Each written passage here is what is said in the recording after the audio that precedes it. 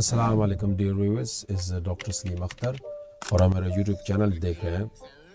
फिर एक नई वीडियो स्टूडेंट वीज़ा के हवाले से, क्योंकि जनवरी इनटेक अभी सितंबर इनटेक तो पाकिस्तान से अभी टू लेट है। जनवरी पर्सपेक्टिव के हवाले से वीडियो है 2025 जनवरी में जो इनटेक के लिए क्लासेस जो आई थिंक मार्च में फिर इनटेक शुरू होता है। डिफरेंट यूनिवर्सिटी का डिफरेंट होता है। तो पिछली वीडियो में मैंने बताया था कि कैसे आपको प्रीपेयर करना है स्टूडेंट वीज़ा अप्लाई करने से पहले, कौन सी अपने मेंटालिटी के साथ ये स्टार्ट करना है प्रोसेस। ये है कि इस वीडियो में बताऊंगा कि आपको एक मोटा मोटा अंदाजा हो जाए कि कौन सी चीज़ें आपको रिक्वायरमेंट हैं, कैसे प्रोसेस शुरू करना है, कहाँ से आप शुरू करेंगे जब आपने डिसाइड कर लिया कि आप स्टूडेंट वीज़ा पे जाना चाहते हैं, यूके में आना चाहते हैं। किसी और कंट्री में हो, लेकिन स्पेशली बेस इन यूके में बेस हूँ, इसलिए यूके को मुझे बहुत ज़्यादा नॉलेज है। तो उसके हवाले से मैं इस वीडियो में आपको अपडेट करूँगा। पहली चीज़ ये है ना, आपने अपना कोर्स और यूनिवर्सिटी को डिसाइड करना है। सबसे पहले कोर्स के आप कहाँ जाना चाहते हैं। एक होता है for the sake of coming into the UK, बस जो भी मिल जाए मैं चला जाऊँगा, लेकिन ऐसा नहीं होता है। आपने जो आपके बैकग्राउंड, पहले वीज़ा भी आपको तब मिलता है जब आप अपना बैकग्राउंड के रिलेट करते हैं। और ये अच्छा ही भी आपके लिए है कि आपने वहाँ से मैनेजमेंट किया और यहाँ पे आप आके कुछ केमिस्ट्री को टच कर लेते हैं। वहाँ पे आपका बैकग्राउंड केमिस्ट्री है, यहाँ पे आप आके मार्केटिंग को कर लेते हैं, तो वो मिस मैच हो जाता है कि कंसल्टेंट आपको कहता है कि यार केमिस्ट्री में तो कंपटीशन हाई है, मार्क्स ये चाहिए, आइल्स ये चाहिए, इतने बैंड चाहिए। तो आप क्या करें कि आप जो है ना बिज़नेस मैनेजमेंट में घुस जाएं। सबसे इजी वे है। तो बिज़नेस मैनेजमेंट का तो आगे स्कोप ही यहाँ पे नहीं होगा। वीज़ा तो मिल जाएगा, सारी चीज़ें हो जाएंगी, लेकिन उसका स्कोप नहीं होगा। तो आपने पहले कोर्स, फिर उसके बाद यूनिवर्सिटी की जिसकी फ़ीस भी इकोनॉमी का लो बंद होने वाला चक्कर नहीं है कि जब हमारे टाइम पे तो ये होता कि कॉलेज ये बंद हो जाएगा, इसमें नहीं लेना, इसमें लेना है। तो आपने कोशिश करनी है कि उस यूनिवर्सिटी, ऑब्वियसली सारी यूनिवर्सिटी अच्छी है, आपने देखना है कि आप लंदन के अंदर रहना चाहते हैं तो माइंड में रखें कि फ़ीस भी हाई होगी और आपका लिविंग एक्सपेंस जो आपने स्टेटमेंट शो करानी है वो भी हाई होगी। आउटसाइड सस्ती होती है, लंदन में महंगी, लेकिन लंदन के अंदर आपको जॉब के मौके बहुत ज़्यादा मिलते हैं as compare to outside London. तो इसलिए बहुत सारे स्टूडेंट जो है ना वो लंदन में ही आते हैं। तो आपने कोर्स सेलेक्ट कर लिया और उसके बाद आपने यूनिवर्सिटी सेलेक्ट करनी है। जहाँ अगर आपका ईस्ट लंदन में रहने का प्लान है तो आपने देखेंगे यार मैं अब हर्टफोर्डशायर यूनिवर्सिटी, जहाँ से स्टूडेंट बेचारे जाते हैं और वो घंटों घंटे ट्रेन में जलील होता है, 30-35 पाउंड उनका रिटर्न ट्रैवलिंग एक्सपेंस ट्रेन के ऊपर हो जाता है। तो इन चीज़ों को आपने माइंड में रखना है। फॉर एग्जांपल आप किसी जाने वाले के पास ईस्ट लंदन में आना चाहते हैं, कंसल्टेंट आपको कहता है भाई हर्टफोर्डशायर यूनिवर्सिटी लूटन के पास है, बहुत अच्छी है। तो आपने कहना है कि यार बहुत अच्छी है, लेकिन आपने गूगल में देख लेना है कि लंदन से अगर आप इल्फर्ड में रहते हैं तो इल्फर्ड से अगर आप लूटन या हर्टफोर्डशायर यूनिवर्सिटी का ट्रैवल देखें, अभी आप मैप पे भी देख रहे होंगे कि वो बाय ट्रेन कितना दूर है। तो इन चीज़ों को आपने माइंड में रखना है।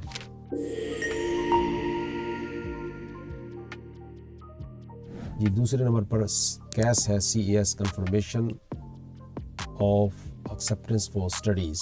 कैस जब आपको लेना है तो यूनिवर्सिटी को आपने सबसे पहले अपना जो आइल्स है आई थिंक 6.5 बैंड्स वो, और उसके साथ आपको 28 दिन की कंसेक्टिव आपके अकाउंट में 28 दिन पीछे एक स्टेटमेंट, जो भी अगर इंडर लंदन में हो, आउटर लंदन में हो, उसका भी मैं आपको डिटेल बताता हूँ। वो चीज़ आपको चाहिए। ये दो चीज़ें हो गई कि यानी कंफर्मेशन ऑफ एक्सेप्टेंस के लिए, confirmation of acceptance for studies के लिए आपको स्टेटमेंट, और उसके बाद आपको आइल्स, फिर आपका TB टेस्ट, वो 6 महीने का वैलिड रहता है, लेकिन आपको TB टेस्ट भी जो है ना देना है। एक चीज़ आपने और ज़रूर जो है ना वो फैमिली रजिस्ट्रेशन जो सर्टिफिकेट है जिसमें आपकी बीवी बच्चों की डिटेल, अगर आप मैरिड हैं, अगर इन केस अगर आपको बुलाना हो और आप वीज़ा में लिखते हैं कि मैं सिंगल हूँ, तो उससे क्या होता है कि वो बाद में कहेंगे भाई आपने तो कहा आपकी शादी नहीं हुई। तो आपने वो सारी चीज़ें पहले ही प्रोवाइड कर देनी है ताकि जब आप यहाँ आएँ और अपने फैमिली का आप वीज़ा लगवाएं तो आपको आसानी से मिल जाए।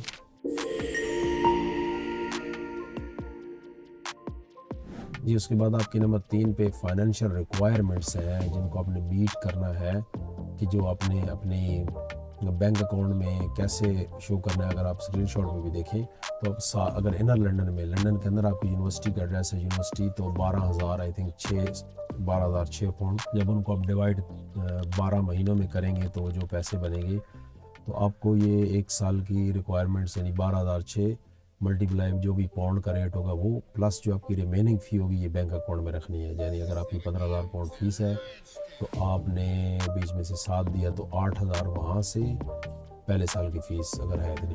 8,000 वहाँ से और 12 ये, तो 20,000 पाउंड मल्टीप्लाई में जब आप करेंगे 360 समथिंग, तो वो 70 लाख जो भी बनते हैं उतने आपके अकाउंट में पिछले 28 दिन के लिए पड़े हों। और आउटर लंदन है तो 9,000 समथिंग है, वो आप देख सकते हैं।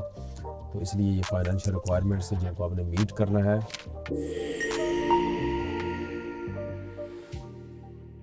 तो जब आपने वीज़ा अप्लाई करना है तो ये रिक्वायरमेंट्स ये हैं, यानी ये आइल्स हो गया आपके पास, फिर करंट पासपोर्ट हो गया आपके पास, उसके बाद टीबी टेस्ट, फिर प्रूफ ऑफ जो रिलेशनशिप है, फिर बैंक स्टेटमेंट है, फिर ऐसे जितने ज़्यादा आपके होंगे ना, और कोशिश करें जो आपके डॉक्यूमेंट्स डिग्रीज हैं उनको टेस्ट करवा लें HEC से, पाकिस्तान से हायर एजुकेशन कमीशन या जो भी आपके बोर्ड है वहाँ से अगर आप इसको टेस्ट करवाएंगे तो उससे क्या होगा कि वो उसमें डॉक्यूमेंट्स में जान पड़ जाती है कि भाई ये 2 नंबर डॉक्यूमेंट्स नहीं है। तो ये डॉक्यूमेंट्स आपको सारे प्रोवाइड करके तो उसके बाद आपने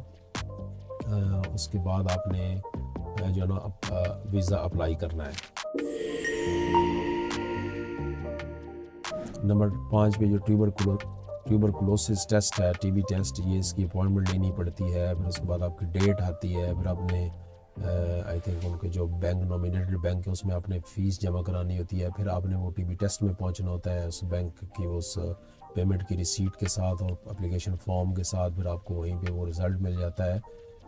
तो कोशिश करें कि टीबी टेस्ट जो है, जैसे गर्मी है तो आपने गर्म चीज़ें नहीं खानी है और कोशिश करनी है कि आप एक अच्छी हेल्थ में रहें पहले, और गूगल कर लें कि कौन सी चीज़ें हैं जो टीबी की तरफ लेके जाती हैं, ताकि आपको एक प्रॉपर आइडिया हो और आपकी कोई टीबी टेस्ट में गड़बड़ ना हो।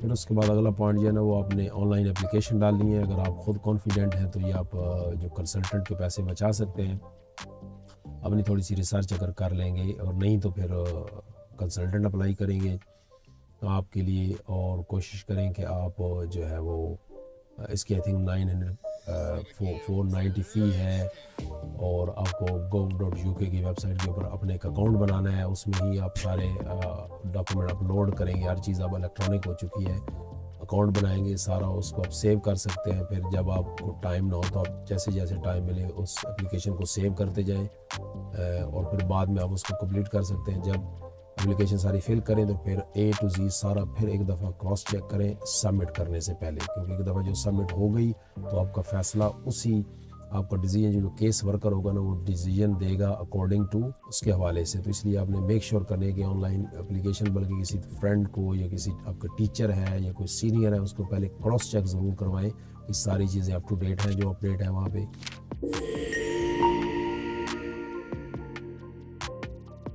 जी, अगला प्रोसेस है कि आप NHS की जो फ़ी है ना वो आपने पे करनी है, जिसको इमिग्रेशन हेल्थ सरचार्ज बोलते हैं, IHS।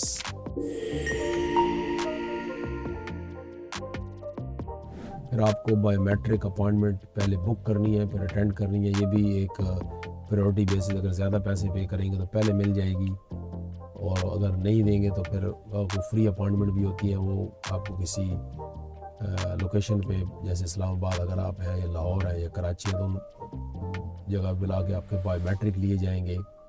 तो ये भी एक इम्पोर्टेंट है कि जब वीज़ा अप्लाई आप कर लेते हैं, एप्लीकेशन आपकी सबमिट हो जाती है, उसके बाद आपको वो नेक्स्ट पेज पे ले जाते हैं जहाँ पे आपको वो बायोमेट्रिक अपॉइंटमेंट बुक करनी है। अगर स्ट्रेट अवे अवेलेबल हो तो वो दे देते हैं, अदरवाइज़ कहते हैं कि आप कुछ टाइम बाद यहाँ पे चेक करें, और आप कीप चेकिंग आप चेक करते रहते हैं। जब आपको अपॉइंटमेंट मिलती है तो उसके बाद आप उस अपॉइंटमेंट के ऊपर बुक करते हैं, उसके लिए पैसे पे करते हैं। एक मेरे जानने वाले, उसने आई थिंक 30,000 रुपये दिए जो उसको प्रायोरिटी बेसिस पे मिल गई, ठीक है ना। तो ऐसे वो डिपेंड करता है कि जितनी दूर की अपॉइंटमेंट होगी इतने थोड़े पैसे होंगे, अगर इमरजेंसी में लेनी होगी तो आपको ज़्यादा पैसे देने पड़ेंगे।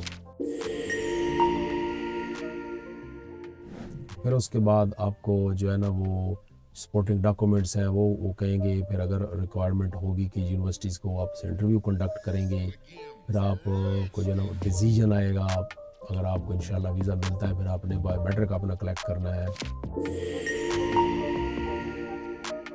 लें जी, जब आपको इंशाल्लाह वीज़ा मिल जाएगा तो आप वो जो विजिनेट एक स्टिकर होता है उसके ज़रिए से यहाँ आएंगे, यहाँ से आप अपना बायोमेट्रिक कलेक्ट करेंगे, और मेक श्योर करें कि अपने, अगर आप जैसे जनवरी टेक में आ रहे हैं तो अपना एक गर्म कंबल पाकिस्तान से ही ये वो चीज़ें हैं जो आपको फिर पाउंड में जाने लेनी पड़ेंगी। अपने जो पैंट शर्ट है, शलवार कमीज़ है, गर्म बूट्स हैं, सॉक्स हैं, ये सारी चीज़ें जो है ना वो वहाँ से आपको सस्ते दामों में मिल जाएंगी। यहाँ पे बहुत महंगा काम होता है और आप आते ही इन चीज़ों में पड़ जाएंगे। तो जो भी नेसेसरी चीज़ें आपकी हैं, अगर कोई आप रजिस्टर ले आना चाहते हैं, कोई बुक्स हैं, कोई पेंसिल्स हैं, पेन्स हैं, वो काफ़ी चीज़ें आप जो है ना वो सारी लेके आएँ, ताकि जिसकी वजह से आप यहाँ पे आपको एक दोहरा ख़र्चा ना हो जाए। तो इसलिए कुछ चीज़ें हैं फिर जो माइंड में रखनी है कि वेल इन एडवांस आपने वीज़ा अप्लाई करें और अपने जो यूनिवर्सिटी के साथ आप कॉन्टैक्ट रखें, अपने जो एजेंट है उसके साथ कॉन्टैक्ट रखें और हर चीज़ से इंफॉर्मेशन रहे। गूगल करते रहें कि नए रूल्स क्या आ रहे हैं, सारी चीज़ें इनके रूल जो मौसम की तरफ बदलते हैं, एक दिन में ये होगा, दूसरे दिन में ये, हफ्ते बाद ये होगा, तो सारी चीज़ों के इन टच रहने के लिए आपको ये सारी चीज़ें करनी पड़ेगी। तो वीडियो भी अभी लंबी हो रही है, तो इसलिए इस वीडियो को यहीं ख़त्म करता हूँ और फिर नई टिप्स एंड ट्रिप्स के साथ के स्टूडेंट वीज़ा के ऊपर आपको कैसे आना है और क्या करना है यहाँ पे, इसके लिए मैं इंशाल्लाह आपसे कीप इन टच रहूँगा। अगर आपने मेरा चैनल सब्सक्राइब नहीं किया तो कर लें, ताकि जो नई वीडियो आपके पास आए इंशाल्लाह वो इन्फॉर्मेटिव हो और आपको टाइमली मिल जाए, ताकि आप जनवरी इनटेक को मिस ना करें। और अगर आपने फॉलो नहीं किया चैनल तो ज़रूर कर लें आप, और बेल आइकन को भी क्लिक कर लें जैसे पहले ही मैंने कहा है, ताकि आपको मज़ीद लेटेस्ट अपडेट्स, जो यूके में बैठा बंदा आपको वो ज़्यादा लेटेस्ट और इन्फॉर्मेशन दे सकता है बजाय इसके कि जो आउटसाइडर हो, ठीक है ना। और एक चीज़ gov.uk की जो वेबसाइट है, वहाँ पे जो स्टूडेंट वीज़ा की गाइडेंस है वो आप ज़रूर उसको फॉलो करें, ठीक है ना। उसका लिंक मैं सबसे डिस्क्रिप्शन में भी दे दूँगा, ठीक है ना। तब तक के लिए इजाज़त दीजिए, अस्सलाम वालेकुम। It's not a game, it's a